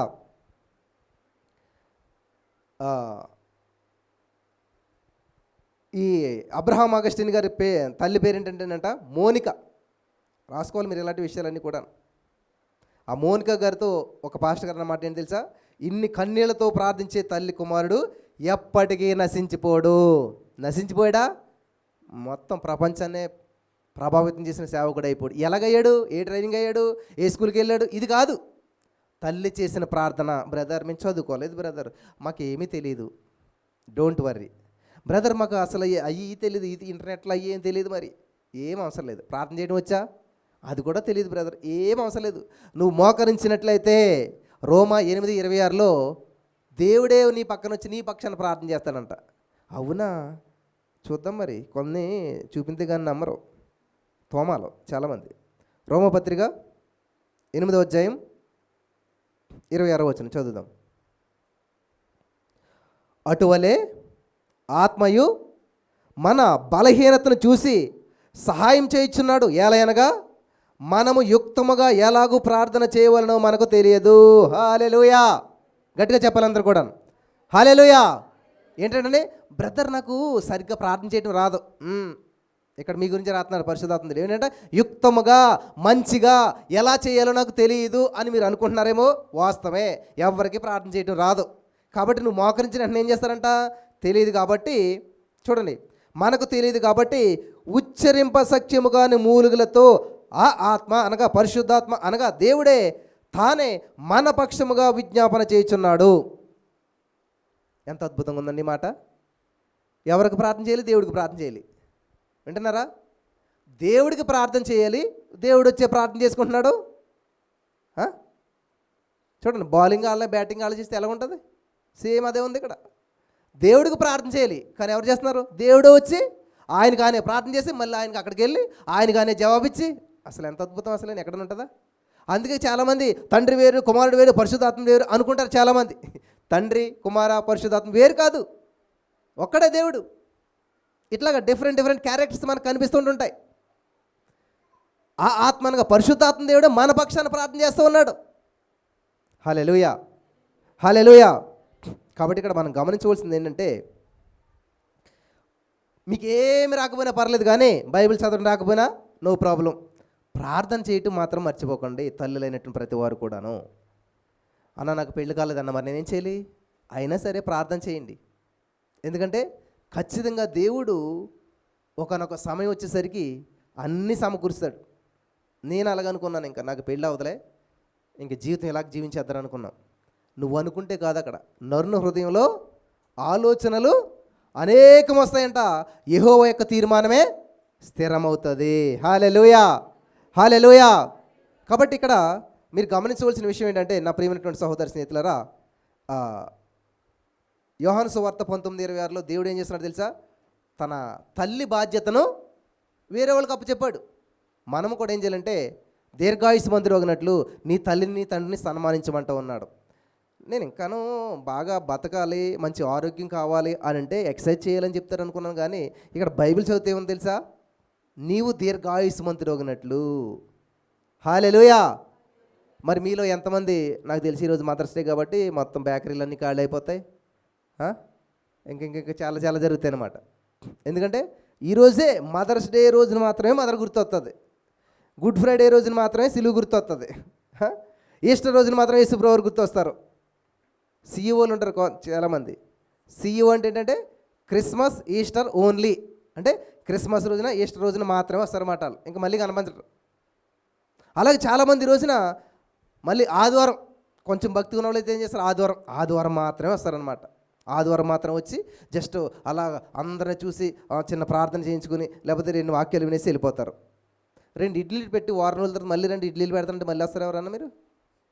మధ్యలో ఏం తినకండి అసలనే. ఖచ్చితంగా మళ్ళీ నేను ఆదివారం 2 ఇడ్లీలు పెడతాను, అయితే తినేసి వెళ్ళిపోండి అంటే ఎలా ఉంటుంది? సేమ్ మనం అదే చేస్తున్నాం. కేవలం ఇక్కడ 2-3 గంటల ఆరాధన ఉంటుంది మనకు కాబట్టి. ఎక్కడైతే నాకు తెలిసి 2 గంటలు గంట ఉంటుంది వాక్యం. ఖచ్చితంగా మనకి అప్పుడు గంట అయిపోయింది మ్యాచ్ స్టార్ట్ చేసి. ఎక్కడైతే కరెక్ట్గా 40-45 మినిట్స్ అంతే. అందులో చెప్పేసి ఏం చెప్పాలన్నాను. ఎందుకంటే మీకు చాలా కార్యక్రమాలు ఉంటాయి, అన్నిటికి టైం ఎక్కువైపోతాయి, వాక్యానికి తక్కువ అయిపోతుంది. పాలయాంగచ్చిక చర్చలు అయితేనంట 3 గంటల పైనే ఉంటుందంట. అక్కడ ఏం చేస్తారనుకుంటున్నారు? నేను చదువుని ఆయన ఏం చేస్తాడంటే, వాక్యం చెప్పేశాక అందరూ మోకరించాలి. ఇప్పుడు ఏం వాక్యం చెప్పాము దాన్ని మెమరైజ్ చేసుకుంటా ప్రార్థించాలన్నమాట. దేవా ఇదిగో ఈ రోజున ఈ వాక్యం ద్వారా మాట్లాడావు, మరి అలనాడు ఎలాగైతే ఆ తల్లులు ప్రార్థన చేశారో, మరి మేము కూడా అటువంటి ప్రార్థన ఎదురుగా మమ్మల్ని మార్చినందుకు వందనాలు, అటువంటి శక్తి చేత నింపినందుకు. అలాగా ఆ వాక్యాన్ని అంతా వాళ్ళ నరాల్లోకి ఎక్కించుకున్నాక ఆ వాక్యాన్ని వాళ్ళు రిపీట్ చేసుకుని దాన్ని ధ్యానించిన తర్వాత ప్రార్థనలో గోజాడ అప్పుడు వెళ్ళాలి ఇంటికాలి. అలా ప్రార్థన చేసిన వాళ్ళు ఎలాగుంటారో చూశారు కదా. ప్రపంచంలో నెంబర్ 1 మాట. మనం ఎప్పుడు ఆమెను అంటారా, టైం అయిపోతుంది, బస్సు వెళ్ళిపోతుంది, అది అయిపోతుంది, ఎండ వచ్చేస్తుంది, ఇది అన్ని లెక్కలు ఎత్తుంటాం మనం. అందుకని ఏం చేస్తాం మనం? వచ్చిన పర్పస్ పక్క వెళ్ళిపోతుంది. వింటున్నారా? దేవుని సందులోకి వచ్చామంటే పక్కన భూకమ్మ వచ్చినా కూడా పట్టించుకోకూడదు, మర్చిపోవాలి. హల్లెలూయా. నిజంగా అటువంటి ధ్యాసలోకి మీరు వచ్చినట్లయితే నేను చెప్తున్నాను, రాబోయే రోజులు ఎవ్వరు ఇలా ఉండరు, ఉండకూడదు. ఆమేన్, ఆమేన్. ఈ ప్లేస్లో ఉండకూడదు మనం, ఇలా ఉండకూడదు మనం, ఈ స్థితిలో ఉండకూడదు మనం. చాలా గొప్పవారుగా ఉండాలి. అప్పుడు దేవుడు నామం మహింపరచబడుతుంది. ఆమేన్. నేను చూపిస్తాను ఈ మాట కూడా. యోహాను సువార్త 15వ అధ్యాయం మనం చదివినట్లయితే, యోహాను సువార్త 15వ అధ్యాయం thank you Jesus, thank you lord, thank you lord, thank you Jesus.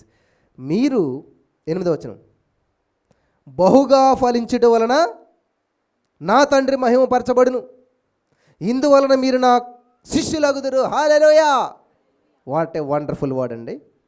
చూడండి ఏమంటున్నాడు దేవుడు అక్కడ, మీరు బహుగా ఫలించాలి, మామూలుగా కాదు, బహుగా ఫలించాలి. ఫర్ ఎగ్జాంపుల్, మీ ఇంట్లో ఏదైనా పిండి వంట చేసుకున్నారనుకోండి, మీరు 3 పిల్లలు 3 బౌల్స్లో వేసి పెట్టారు, ఖాళీ అయిపోయింది. సడన్గా ఎవరో ఫ్రెండ్ వచ్చారు, ఏం చేస్తారు అప్పుడు? ఇస్తారు, ఏదో మీదో ఎవరో మానేసి ఇస్తారు. అలా కాకుండా మీ ఇంట్లో 3 ఉన్నారు కానీ 10 మందికి ఉంటారు, అప్పుడు ఏం చేస్తారు? ఎవరికి పెడదామా, ఎవరు లేకపోయినా సరే కనీసం ఆ పక్క వాళ్ళకి పంపుదామా, వీళ్ళకి పంపుదామా ఆలోచన చేస్తారు లేదా? దేవుని ఉద్దేశం ఏంటి తెలుసా? బహుగా ఫలించాలి. నీ అవసరతకు మించి డబ్బులు నీ దగ్గర ఉండాలి. హల్లెలూయా. నీ అవసరతకు మించి అన్ని నీ దగ్గర ఉండాలి. ఆమేన్. చెప్పట్లేదు ఎవరు కూడా. బ్రదర్ ఈరోజు అవసరం తీరితే చాలండి, ఈరోజు భోజనం జరిగితే చాలండి. స్వార్థపరుల మాట మీరు. అంటే నీ కడుపు నువ్వు చూసుకుంటున్నావు. అందరూ తమ సొంత కార్యాలనే చూసుకుంటున్నారు కానీ ఎదుటివారి కార్యాలు ఎవరు చూడలేదంట. కాబట్టి మీరు ఏం చేయాలి తెలుసా? మా అమ్మగారు ఎప్పుడు అన్నం వండినా కూడా మిగిలిదనమాట. కనీసం కుక్క కన్నా ఇటకు ఉంటుంది. ఇప్పుడు అంటే ఇక్కడ సిటీలో రావు కదా, ఎక్కడో ఫ్లోర్లో ఉంటాం మనం. అక్కడేమో సెక్యూరిటీ గార్డు ఉంటాయి, ఎక్కడొస్తాయి? పెంచుకుంటే నువ్వే పెంచుకోవాలి, లేకపోతే లేదు. అక్కడ అలా కాదు, ఊర్లోను తిరుగుతుంటాయి అనమాట, అలా తిరుగుతుంటాయి అనమాట. అవి పిలిస్తే వస్తుంటుంటాయి. అట్లా ఉండేది ఊర్లోను. కనీసం ఇప్పుడు ఈ రోజున నీకే నాకు చాలామంది ఫోన్ చేసి చెప్తారు, బ్రదర్ అస్సలు భోజనానికి కూడా లేని పరిస్థితిలో ఉన్నాం బ్రదర్, ఒకప్పుడు మంచి బ్రతికే బతుకాం కానీ ఒకళ్ళు నమ్ము డబ్బులు ఇచ్చాం, ఇలా మోసపోయాం, అలా మోసపోయాం, పరిస్థితి అంతా దిగజారిపోయింది. నేనంటాను, మోసపోవటం అనేటువంటిది కూడా తెలివి తక్కువతనమే. ఎందుకంటారేమో, నువ్వు నిజంగా ఆ వ్యక్తికి డబ్బులు ఇవ్వాలి, ప్రార్థన చేసావా? ఎమోషనల్ అనమాట. అయ్యో బాధలో ఉన్నా, రా నేను ఇస్తాను. నాకు ఫోన్ చేసింది ఒక ఆవిడ, వాళ్ళు చాలా సమస్యలు ఉన్నారని చెప్పేసి మరి మనల్ని చూస్తూ వదిలేయకూడదు కదా. ఏం చేశానంట, ఇంటికి తీసుకొచ్చి మరి సరే ఈ డబ్బులు ఈ బంగారం పట్టుకెళ్ళి తాగట్టి నీ అవసరం తీసుకో అన్నదంట. తర్వాత దీన్ని ఫోన్ చేసినా 10 సంవత్సరాలు బంగారం రాలేదు, ఏమీ రాలేదు. మరి ఇప్పుడు ఏం చేసింది ఆవిడ? నిజంగా నువ్వు తెలివైన వ్యక్తి అయితే ఏం చేస్తావు తెలుసా? ఇద్దరు భూలోకమందు ఏకీభవించి దేనిని విడుదల చేస్తారో, బంధిస్తారో ఖచ్చితంగా జరుగుతుంది. మన నిజంగా సమస్య ఉన్న ఆవిడనే ఇదే అవకాశంగా తీసుకుని రా మన ఇద్దరం ప్రార్థన చేద్దాం, నీకోసం నేను ప్రార్థన చేస్తాను అన్నావా, దేవుడు అయిపోయి నువ్వు. వెంటనే ఎవరు ఏం చేస్తారు? కాళ్ళ మీద పడిపోతుందా లేదా ఆవిడ? డబ్బులు ఇచ్చిన ఆవిడ ఏం చేస్తుంది? డబ్బులు తీసుకున్న ఆవిడ, డబ్బులు ఇచ్చిన ఆవిడకి వెంటనే నమస్కారం, అమ్మా నువ్వు దేవుడిలాగా, దేవుడు నువ్వే, దేవుడు ఎక్కడుంటే మాకు తెలియదు కానీ బోల్డ్ ఫోన్లు వస్తున్నాయి ఇలాంటి. చాలామంది ఫోన్ చేస్తారన్నమాట, బ్రదర్ మంచి పనికనే ఇచ్చాము, మేలు కోసమే ఇచ్చాము. పాస్టర్లకు డబ్బులు ఇచ్చి మోసపోయిన వాళ్ళు చాలామంది ఉన్నారు. అర్థమైందా? పొరపాటు నేను అప్పు అడిగిన ఎవరినైనా అప్పు అడిగితే అసలు ఇవ్వద్దు, నాకు కూడా ఇవ్వద్దు. మీరు ఎవరు వింటున్నారా? అప్పు ఇవ్వద్దు, అప్పు తీసుకోవద్దు, అప్పులు ఇచ్చిన వారితో మాట్లాడొద్దు. అర్థమైందా? ఈ చర్చికి వచ్చాక ఎవరైనా మిమ్మల్ని అప్పు అడిగారు అనుకోని బ్లాక్ చేసేయండి, వాళ్ళని కాంటాక్ట్ బ్లాక్ చేయండి. చర్చికి రండి, కూర్చోండి పక్కనే, మాట్లాడితే మాట్లాడండి, డబ్బుల విషయం వద్దే మాట్లాడొద్దు ఎవరు కూడా. ఎందుకంటే చాలామంది డబ్బులు ఇచ్చుకుని గోడలు పెట్టుకుని చర్చలు మానేశారు.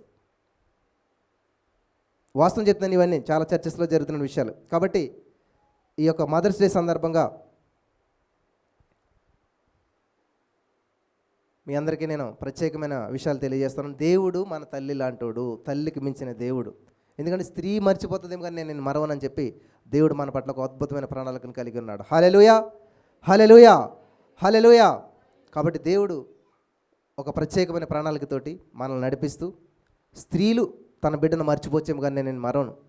ఏ స్త్రీ అయినా తన బిడ్డను 5-6 నెలల్లో లేకపోతే 5-6 సంవత్సరాలు ఎత్తుకుంటారా? ఖచ్చితంగా 2-3 సంవత్సరాల దగ్గర వదిలేస్తారు, ఎత్తుకోలేరు ఏమా. కానీ దేవుడు ఏం చేస్తున్నాడంట? ముదిము వచ్చి వరకు ఎత్తుకుంటున్నాడంట. హల్లెలూయా, హల్లెలూయా. తల్లిలా లాలించును. చూసారు ఎంత బాగా రాశారు పాట? ఎస్పి బాలసుబ్రహ్మణ్యం గారు పాడారు. అప్పుడు అది మేము కాలేజీలో 2007లో బిఎడ్ చేస్తున్నప్పుడు చాలా బాగా పాడేవారు ఆ పాట అంతా కూడా. తల్లిలాగా లాలిస్తాడంట మన దేవుడు, బుజ్జగిస్తాడంట, ప్రేమిస్తాడంట. అసలు తప్పుపోయిన కుమారుడు వస్తే తండ్రి ఒక్క మాట అన్నట్టు ఏమన్నా ఉన్నది అక్కడ? ఏం చేస్తున్నాడు? హత్తుకున్నాడంట, ముద్దు పెడుతున్నాడంట. అబ్బా, ఆయనకు అప్పుడే పుట్టిన బిడ్డలాగా ఉన్నాడు. వీడు సచ్చి బతికాడు అంటే ఏంటి? బతికాడంటే పుట్టాడు వీడి వల్లేనే. హల్లెలూయా, హల్లెలూయా. నువ్వు యేసయ్య దగ్గరికి వచ్చినట్లయితే నేడు నేను నిన్ను కని ఉన్నాను అంటాడు యేసయ్య. అబ్బా, స్త్రీలే కాదు, దేవుడు కూడా నిన్ను కంట ఉన్నాడు, నిన్ను కంట ఉన్నాడు, నిన్ను పెంచుతూ ఉన్నాడు, నిన్ను పోషిస్తూ ఉన్నాడు. నాకు తెలిసి హెబ్రీలో ఒక మాట ఉంటుంది, ఎల్షడ్డాయ్ అంటే అనుకుంటా స్థనముల కలిగిన వాడు అని అర్థం అనమాట. ఎల్షడ్డాయ్ అంటేనంట ఏంటంటే స్థనములు కలిగినవాడు, అంటే పోషించే దేవుడు. హల్లెలూయా, హల్లెలూయా. కాబట్టి మన దేవుడు విమోచించేవాడు, ఆదరించేవాడు, పోషించేవాడు, తల్లిలో లాలించేవాడు. అన్ని విషయాలు కూడా దేవునిలో నిమగ్నమై ఉన్నాయి. కాబట్టి మనం ఎలా ఉండాలంటే మంచి తల్లిలా ఉండాలి. చెడ్డ తల్లులు ఉంటారా? ఉంటారు. నేను లాస్ట్ టైం ఒక ఎగ్జాంపుల్ చెప్పాను. ఒక తల్లికి ఒక కుమారుడు పుట్టాడు, 2 కుమారులు పుట్టారు. ఒకటి తర్వాత ఒకరు ఉన్నారు, ఇద్దరు ట్విన్స్ కాబట్టి చక్కగా పెంచుతూ వచ్చింది. ఒకడేమో చదువుకుని గొప్పోడయ్యాడు, ఒకడేంటంటే చిన్నప్పటి నుంచి కూడా ఆడుకు ఒక అలవాటు ఉంది. ఏంటంటే ఆడుకునేటప్పుడు ఎవరిదన్నా పక్కోడు దొరికితే తెచ్చేసి ఉండేవాడు. ఒకరోజు వాళ్ళ అమ్మ పేదరికంలో ఉంది, వంట వండుతా కూరలేదంటే పక్కల ఇంటికి ఆడుకోవటానికి వెళ్తే తోటకూర మొక్క లాక్కొచ్చారంట. అయ్యి బాబు, మంచి పని చేశారా, ఇవాళ ఏమి కూరలేదని చెప్పి ఆ తోటకూర కాడ వండేసిందంట. నెక్స్ట్ డే ఏం చేసిందంటే పక్కింటికి వెళ్ళి ఆడుకుంటుంటే వాళ్ళ ఇంట్లో చిన్న బంగారపు రింగు దొరికిందంట. తెచ్చి తల్లికి ఇచ్చాడు. అబ్బా, భలే ఉందని పెట్టుకుంది. నెక్స్ట్ డే ముక్కు బుడక తెచ్చాడంట. నెక్స్ట్ డే బంగారపు చైన్ తెచ్చాడంట. అబ్బా, వీడు భలే తెస్తున్నాడు అని చెప్పి ఆయన ఎంకరేజ్ చేయడం మొదలుపెట్టింది. రోజులు గడిసాయి, పెద్దోడు అయ్యాడు, బ్యాంక్ రాబరీ చేశాడు, అనేక బ్యాంక్ రాబరీలు చేశాడు, పెద్ద ఇల్లు కట్టాడు, అంతా నడిచింది. కానీ ఒకనొక రోజు ఏమైందంటే దొరికేశాడు. దొరికేశాడు, ఉరిశిక్ష పడిపోయింది. ఎందుకంటే 1-2 కాదు కదా, మొత్తం అన్నీ బయటపడ్డాయి. ఉరిశిక్ష పడిపోయిన తర్వాత చివరి కోరిక ఒకటి ఉంటుంది ఎవరికైనా సరే, ఉరేసేవాళ్ళకి. ఏంటి నాన్న నీ చివరి కోరిక అంటే, ఏమి లేదంటే మా అమ్మగారితో మాట్లాడాలి, ఒక్క క్షణం నాకు అవకాశం ఇవ్వండి అని అంటే వెంటనే వాళ్ళ అమ్మని తీసుకుని వచ్చారంట. ఏమీ లేదమ్మా, చివరిగా నేను ఒకసారి హత్తుకుని నేను చనిపోవాలనుకుంటున్నానంటే, సరే నాన్న రా అని అంటే వాళ్ళ అమ్మని హత్తుకుని వెంటనే ముక్కు కొరికేయడంట. ఇక్కడికి మొత్తం ముక్కు కొరికేయడంట. అందరూ ఆశ్చర్యపోరంట, అదేంట్రా మాట్లాడతారని చేసి ఇలా చేసావు, ఎలాగా నువ్వు చచ్చిపోతున్నావు, ఇంకేం చేస్తావు, నిన్ను ఏం చేయలేము అని అంటే, ఒక్క నిమిషం నాకు సమయం ఉంది, నేను మా అమ్మ ముక్కు ఎందుకు కొరికానో తెలుసా అని చెప్పి అప్పుడు స్టార్ట్ చేయడంట. ఈ కథ అంతా చెప్పాడంట. చిన్నప్పుడు ఇలా చేశాను, అలా చేశాను, ఒక్కరోజు కూడా మా అమ్మ నన్ను ఒక దెబ్బ కొట్టలేదు. శిక్షాదండం చేత బాలుని హృదయంలో ఏంటంటే మూఢత్వం స్వభావికంగా పుడుతుందంట. కానీ శిక్షాదండం అంటే కర్రిచ్చి కొడితే అది పోతుందంట. మా అమ్మ ఎప్పుడు కర్ర వాడలేదు. ఈ రోజున ఇంత ఉరి శిక్ష పడతా కారణం ఈవిడే. ఆవిడేంటంటే మా అమ్మే. ఎందుకంటే చిన్నప్పుడు నేను దొంగతనం చేసిన, మోసం చేసిన, ఏం చేసినా నన్ను ఎంకరేజ్ చేసింది, ఎప్పుడు తప్పు అని చెప్పలేదు. మరి ముక్కు ఎందుకు కొరికావు అంటే, ముక్కు అతకడం ఏ డాక్టర్ వల్ల కాదు, ఇంకా అది ఊడిపోయింది కదా, ఎలా గతుకుతారు, అవ్వదు. కాబట్టి ఈవిడ ఏం చేస్తుంది, చచ్చిపోదు. ముక్కు లేని దాని కానీ జీవితాంతం కూడాను. ఈమె ఎక్కడికి వెళ్ళినా కానీ, ఏ ఊరు వెళ్ళినా కానీ, ఏ ప్లేస్లోకి వెళ్ళినా కానీ, పిల్లలు స్కూల్కి వెళ్తున్నప్పుడు తల్లిదండ్రులు తీసుకెళ్తారు కదా, మా అమ్మని చూస్తారు.